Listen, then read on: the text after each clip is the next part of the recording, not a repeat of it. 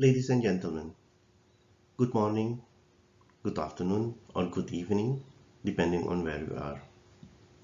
Today I will present a hypothesis about possible solvent drag of sugar by water from stomach to the duodenum.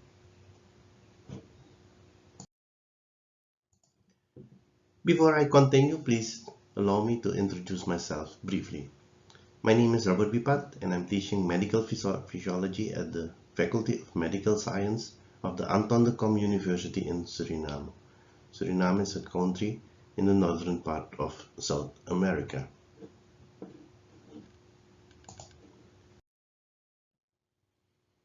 In order to understand what we will be talking about, it is important that I explain some terms to you.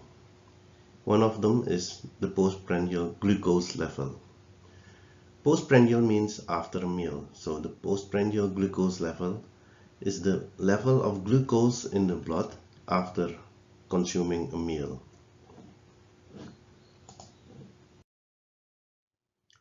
The level of the postprandial glucose depends on the amount of glucose consumed, whether simple or complex molecules have been consumed, like just sugar or starch, for example.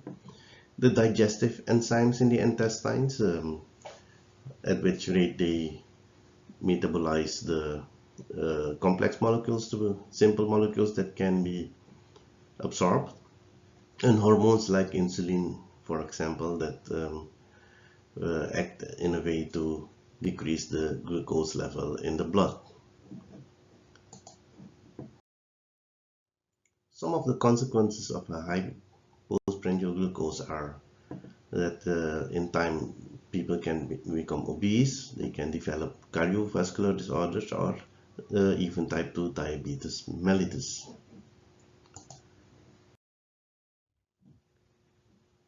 The other thing we will be talking about is water. We are used to drink a lot of water, especially when we have meals.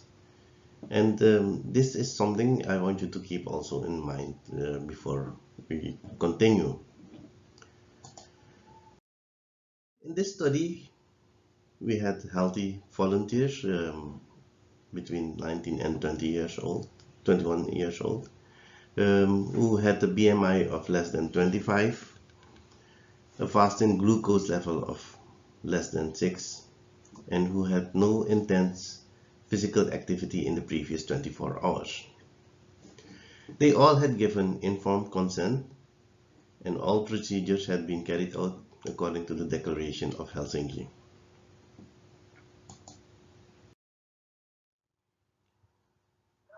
The volunteers were assigned to groups of 7 to 9 persons per group, and for every person we had a fasting glucose level at 30 minutes, 60 minutes, 90 minutes, and 120 minutes with a finger prick measurement.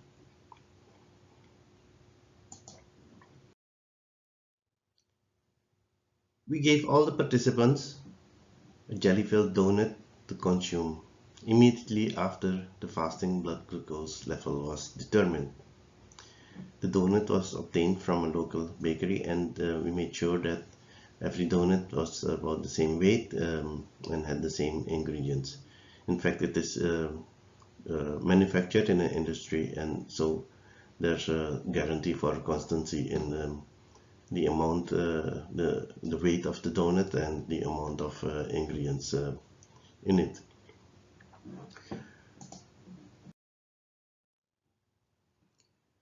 So the donut was given immediately after the fasting blood glucose level was determined at time 0.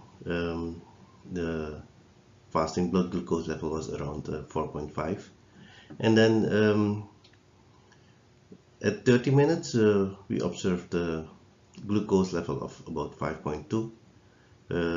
That increased to almost slightly above 5.5 at the max at 60 minutes, and then decrease after that in order to get back almost to the initial value at 120 minutes.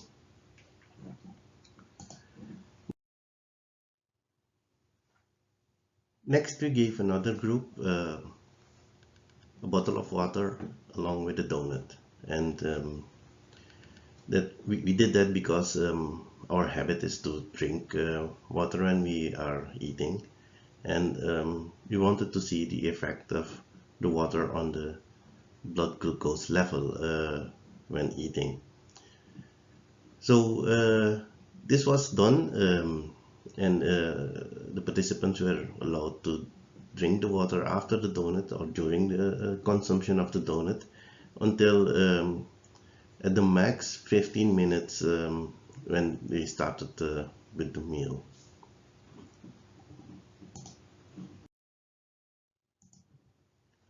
We then saw something really interesting happening. There was a significant higher increase in glucose level when the donut was consumed with water, and the water was given or consumed during the consumption of the donut and continued for some minutes after that. So only the procedure of giving water also along with the donut increased the blood glucose level more than twice than what we saw in the previous group. So somehow water had an effect on the glucose level without having extra sugar in it. So the amount of sugar that was constant, and that was just the amount that was in the donut already. And after the increase, we see that there is a decrease again, but it remains slightly above the initial value. It was not significantly more than in the other group with the donut alone, but still it was a bit higher. When we put these two graphs together, then we see the following. Then we see this picture here, and then there's no significant difference here between the two fasting blood glucose levels of the two groups. But what we see is that this level here at 30 minutes is much higher than the level at for the donut alone. So the consequence is that the water in some way increased the blood glucose level without adding sugar or glucose, as you can call it, to the meal. In another group, we gave donut at fasting immediately after determining the fasting blood glucose, but then we gave at 30 minutes the water, so they were not consumed concomitantly. And the result was that we did not observe the increase we saw when we gave the donut and the water along with each other. And after the water, there was almost no increase in glucose level also. So somehow it made a difference when the donut was consumed immediately after the fasting blood glucose level with water or without water. And the same thing we observed when we gave the water before the donut was consumed. So the increase here we see here is far less than what we see when the donut and the water were given together. To explain this,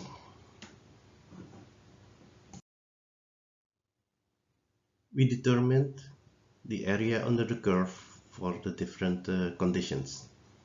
As you know, the area under the curve for the glucose level in the blood is a measurement for the glycemic index for food. So in this study, we see that for just one donut, the same donut, we have 4 different types of glycemic index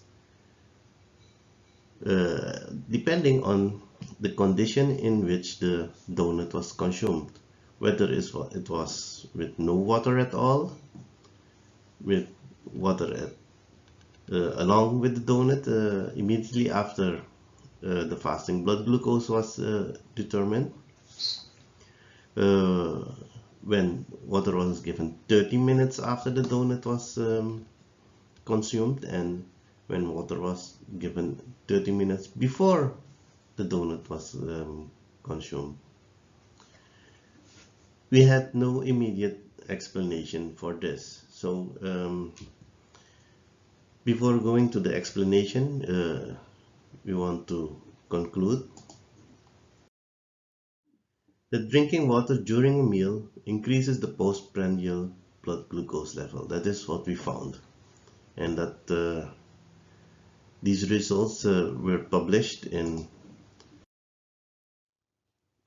Clinical Nutrition in 2018. Those interested in getting the full article can send an email and request that from us.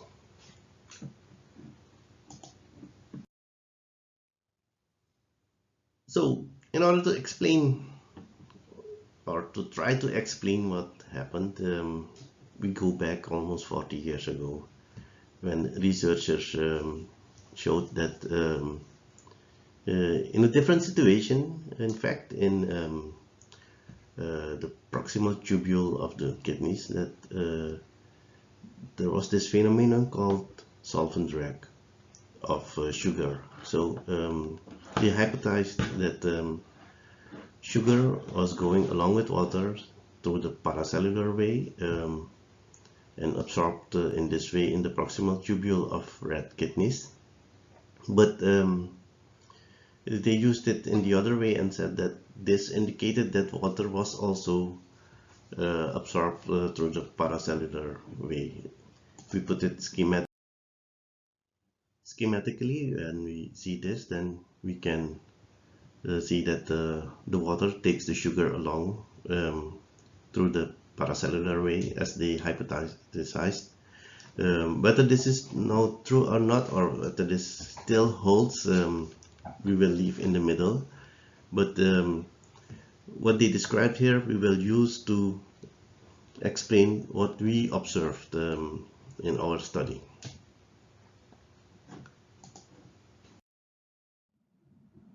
What we did is that we gave our participants a donut to consume, and the donut came in their stomach. Normally, the pyloric sphincter here, that's a circular muscle that functions as a gate here at the end of the stomach and the start of the intestines, remains closed and prevents that content of the stomach readily enters the intestines. But we can imagine that when we give water, the water dissolves the sugar and sugary content of the donut here, and comes here at this point and is available to enter the intestines. If this is closed, it is difficult, but we can imagine that there always is a small space through which the water can move and take along with it the sugar, so that enters the duodenum here. Another thing is that the tone of the sphincter depends on the pH, on the acidity of the content in the stomach. And that pH goes up, the amount of acidity decreases when we consume water, because the acid here is dissolved and the concentration of protons in the water here decreases, so the pH goes up and the tone of the pyloric sphincter lessens, so it allows some content to pass through, and in this case probably a lot of water with sugar in it, and then enter the duodenum, and that can explain the rise we see when we give water along with the donut. Another thing is that we can observe or we have observed patients recovering from surgery of the stomach where the pyloric sphincter was largely removed, that they suffered from dumping syndrome. The dumping syndrome includes a decrease in storage capacity of the stomach and the lack of rate-limiting step to food delivery directly into the small intestine results in an exaggerated release of insulin. In short, it means that when the food is here, the sugar comes here, it readily goes through to the intestines, and then it is absorbed in a very high amount, so that results in an exaggerated release of insulin. In fact, so we can explain that the water here that we gave to the participants led to a move of a lot of sugar into the intestines, and that's the reason for the high increase in glucose level after 30 minutes. But is this true? How can we prove it? This is something that is very difficult to prove, but still we tried something, and we will see in the next slide what we did.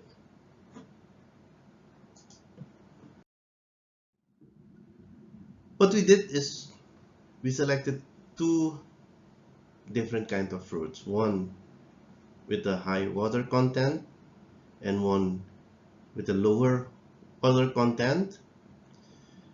Both of them had a comparable amount of sugar, and we gave participants also in groups of 7 to 8 or 7 to 9 100 grams of the fruit.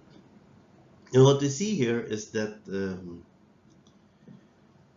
with pineapple with a higher water content, we have a significant increase of glucose after 30 minutes of consumption. And with avocado, there was almost no difference between the fasting blood glucose and the glucose after 30 minutes. So we may carefully conclude that our hypothesis is possibly or probably true, but still we will need more preclinical and clinical experiments in order to prove that. So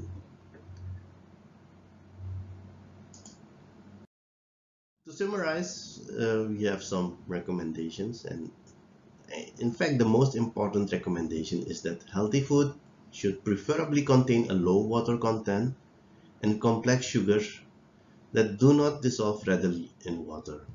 So I think this is the main takeaway message today, and I hope that we have been able to give you some more information and enlighten the science on this aspect of food.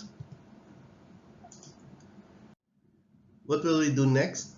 We will try to look at the endocrine progress during all those procedures that we applied, and one of the possible things is also that we will check whether sugar containing beverages have the same or maybe an extra effect as we have observed. At the end, we want to thank you for listening to us, and I also want to thank the staff, my colleagues, and everybody contributing to our study for their efforts. Thank you and have a nice day.